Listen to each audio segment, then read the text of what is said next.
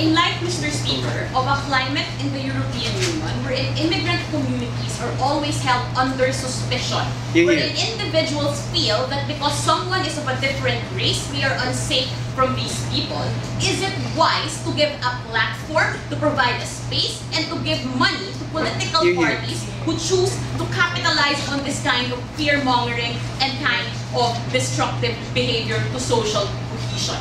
That is the question of this debate. I have two things that I want to talk about, and they will be my points of clash. The first question is, are racist parties or political parties harmful anyway? Because the contention of this side of the House is that they are productive, that they give light to certain issues, etc. The second thing is that, in light of the answer to number one, or even without that, how exactly should the state act? Let's go to the first thing. Our stance was that there must be no dictation on what is appropriate, because the state must never make value judgments on discourse. Because apparently, Mr. Speaker, the state has unregulated discourse all the time. Not clamping down on them, first of all, is in itself a value judgment that they are not just okay, but deserving of state funding and stamp of approval, which is a value judgment in itself. Secondly, Mr. Speaker, discourse has always been regulated, even in liberal democracies. That is precisely why you have things like speech codes. That is why you have things like anti-libel laws. That's why you have things like decency laws. That's why you have censorship, even of some things. This is precisely why, Mr. Speaker, this isn't an absolute. But they argue that we should give them space because engagement with the state is absolutely necessary, ignoring the fact that the way in which parliaments work in the European Union is that you don't need a national mandate in order to be able to forward your racist agenda. All an MP has to do is to get elected in Norfolk, and he can hold the entire parliament hostage with his or her racist cohorts from the rest of the country. No thanks. What they can do, Mr. Speaker, is band together. And why is it important that even if they are a minority within the House, that these people are not even allowed to enter that House? It's important precisely because you will have to make concessions to them. Because in order for you to be able to get their support for the policies you want to pass, these people will have to vote your way as well. Because it is extremely unlikely in the European Union that a single party is dominant. That is precisely why even in states like Germany, coalitions are absolutely necessary in order to pass legislation.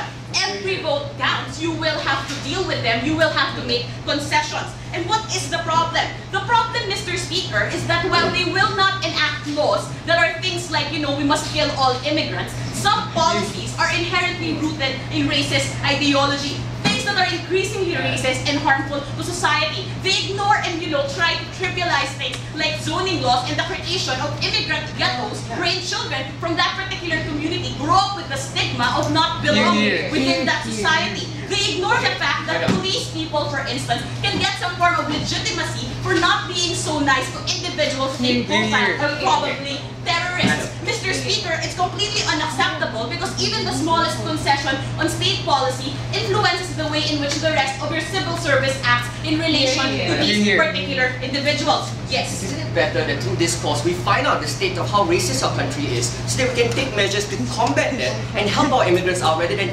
pacifying ourselves with the dream that we're not racist? Okay, let's go to that. Because their contention was that they have relevant concerns anyway and we must have them brought out. The relevant, competent, necessary concerns that must be addressed, Mr. Speaker, are things that, number one, more legitimate parties can forward. It's a cause, Mr. Speaker, that is absolutely necessary and people feel absolutely strongly about. More moderate parties from the right would forward it and would lobby for it, and you don't need a racist party to do that. But the unique nuance of racist political parties that they ignore is that racist political parties essentialize races and make equations in people's minds, equating a particular race to social ills. The reason why people are indolent is because of the Mexicans. The reason why there is crime is because of the blacks. The reason, Mr. Speaker, why people feel unsafe is because of Muslims, Mexicans are thieves, etc. These are the kinds of things that they say in Parliament, that they say in rallies, that they talk about, and that is the foundation of their entire ideology. They essentialize everything and they make these equations and people buy into it because it's simple, because it's legitimate, because the state says it's okay and we want it anyway. Given all of this, how should the state then act? because Op claims that it's okay because they can't really do anything right now, which is untrue because we've already told you how Parliament works. But on the second level, it's also untrue because the climate of xenophobia is spreading. They ignore the fact, Mr. Speaker, that a lot of candidates choose to capitalize on the way in which people feel or choose to capitalize on unfounded fears because they get their power from inciting hysteria, which is something we talked about in today's debate. All you really need is one charismatic racist to rally everyone and unite everyone and band that whole thing together and oversee the tyranny of the majority.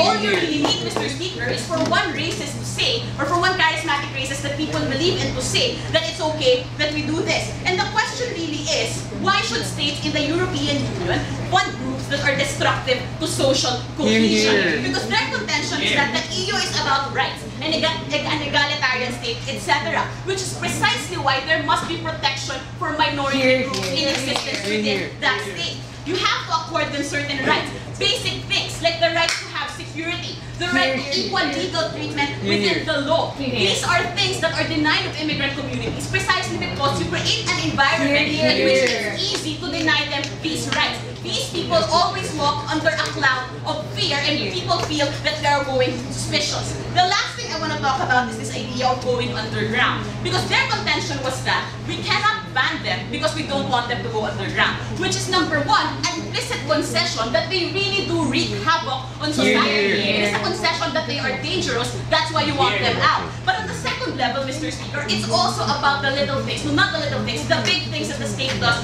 for political parties. Things like funding, things like giving them legitimacy, things like giving them space to speak in the people's house, wherein members of parliament wear a suit and say things like Mexicans are stealing everything away from us, that black people are stealing your TVs late at night, and that is why crime is high.